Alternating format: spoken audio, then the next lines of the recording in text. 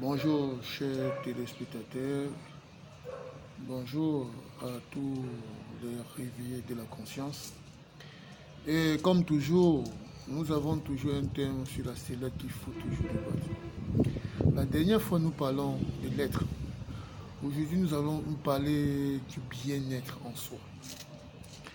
Et beaucoup pensent dans leur subconscience que avoir le bien-être, c'est être garni de tout ce qui est comme matériel, c'est avoir tout ce qui a comme bien matériel, en tout cas tout ce qui est subtil, quoi.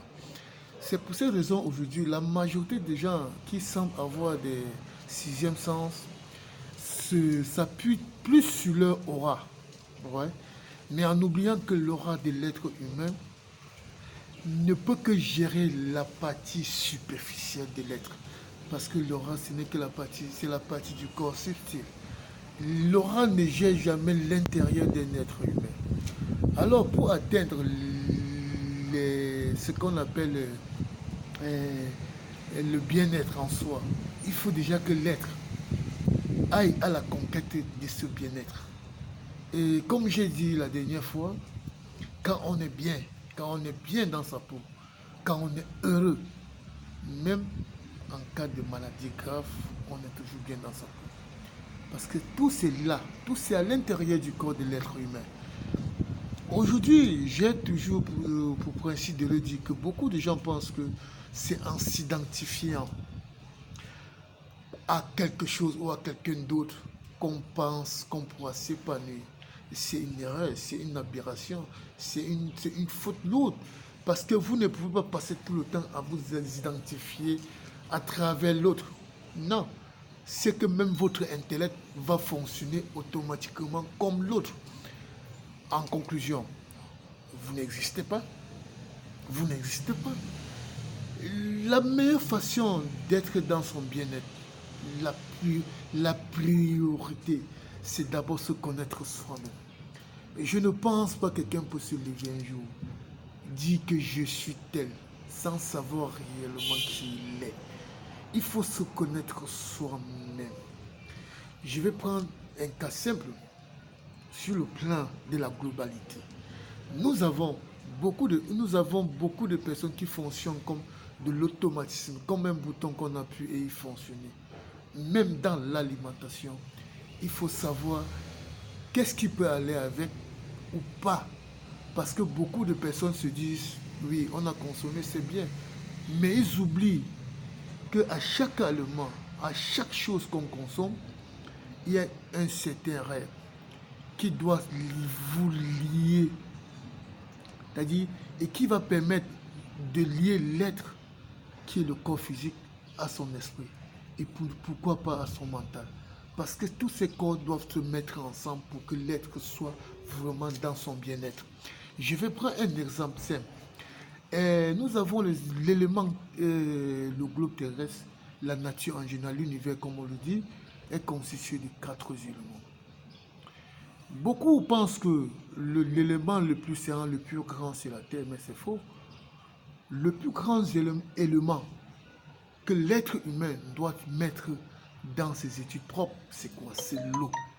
Parce que l'eau représente, je dis bien l'eau représente 72% de la capacité de l'univers. Et vous voyez, ça veut dire que cette eau peut, ou à tout moment, peut emmagasiner toutes les énergies possibles. C'est-à-dire soit l'énergie négative ou l'énergie positive. Beaucoup de personnes, pour ceux qui ont des robinets ou peut-être d'autres autres choses chez eux, quand ils ont soif, directement, ils ouvrent le robinet, ils se mettent à boire. C'est bien beau. Mais la question c'est, pendant le parcours de cette eau, quelle énergie négative a-t-elle chargé? Raison pour laquelle, comme j'aime bien le dire en citant grand-mère, elle avait toujours cette habitude de me dire, Tabantu, Omanto Unse, je ne comprenais pas cette pensée, mais c'est aujourd'hui, dans le monde du réel, que je comprends que Toute eau qu'on porte, qu'on le ramasse ou peut-être on le puise quelque part, porte certaines charges négatives. Et quand à l'instant on le boit, on s'intoxique à l'immédiat. Raison pour laquelle l'eau qu'on recueille et on le dépose, il faut laisser un temps, au moins 3 heures. Là, laisser le temps que cette eau se décharge de ces ondes négatives, de ces énergies négatives, afin que l'eau devienne pure. En ce moment, on le consomme. C'est pour cette raison que nos mamans, dans nos traditions, avaient toujours cette habitude de laisser l'eau passer nuit et le lendemain avant de la consommer. C'est très important. Ça fait partie de notre bien-être. C'est le savoir. Il faut le savoir. Parce qu'on s'empoisonne tous les jours sans le savoir. Et je vais aller maintenant dans l'élément terre, qui ne représente que les 12%. La terre, ce n'est qu'un support de résonance. Ce n'est qu'un support qui injecte certaines vibrations. Et à cette terre, on reçoit facilement certaines vibrations. Que ce soit dans la musique. Nous constatons que même dans tout ce qu'on instrument musical, le résonnement se reflète de la terre. Et à cette terre donc, qui est ce qu'on appelle notre mamelle nourricière, que ce soit dans la culture, que ce soit dans le support, mais il faut toujours savoir que ce n'est que l'eau qui peut le rafraîchir, qui peut le pousser à être plus fermenté pour que ces plantes poussent. Parce que une terre sèche, dans la poussière, on ne peut pas planter quoi que ce soit. J'ai vu, nous irons aussi sur l'élément air. L'air en soi, qui ne représente que 6%. Cette air qui ne représente que 6%, je peux dire, la probabilité est très très négligeable. Bon, cette air nous permet de respirer, et aussi la respiration a un certain rythme, une certaine codification. Donc on ne peut pas seulement lever le matin et dire que il faut faire ceci. Scientifiquement, c'est le monde, parce qu'il y a toujours les moyens inversés, soit de la photosynthèse ou de la chlorophylle, d'une plante à un être humain dans une concession ou dans une chambre. Vous savez, l'élément inverse d'intoxication et la désintoxication. Voilà ce que je peux dire par rapport au troisième élément. Maintenant, nous pouvons aller à l'élément feu, qui est le dernier élément, qui, dans ses principes, n'est que pureté. Parce que le feu, qui est représenté ici, dans l'élément, l'univers, c'est les rayons solaires, le soleil. Vous savez, le soleil, c'est le soleil qui transforme les cholestérols de la peau en vitamine D. Beaucoup de personnes ne le savent pas. Et c'est très important. Parce que le soleil, c'est la pureté.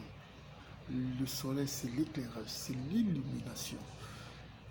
Mes chers frères et sœurs africains, je pense que nous avons tout le temps d'apprendre, nous avons tout le temps d'enseigner, nous avons tout le temps de transmettre ce que nous avons comme connaissance.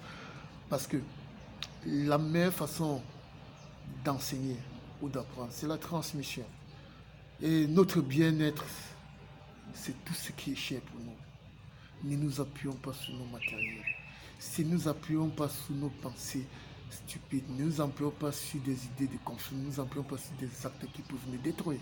Parce qu'en détruisant, en voulant détruire autre, on croit le détruire.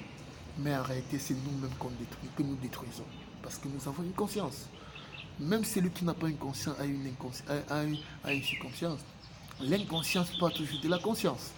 Donc aujourd'hui, je pense que pour ceux qui se sont déroutés de leur réalité ou de leur valeur traditionnelle, alors qu'ils sachent qu'ils n'auront jamais du bien-être. On ne pourra penser à eux quand le monde de la divinité leur fait appel, c'est-à-dire le passage à la mort. Et à ceci, je vous dis bonne journée. Et je ne peux pas oublier, sans invoquer mes ancêtres, qui mettent en chacun de nous des pensées justes. Les invoquer par ma voix, de mettre en chacun de nous des paroles justes, sans oublier de les invoquer, de mettre en nous des actions justes. Honneur aux ancêtres.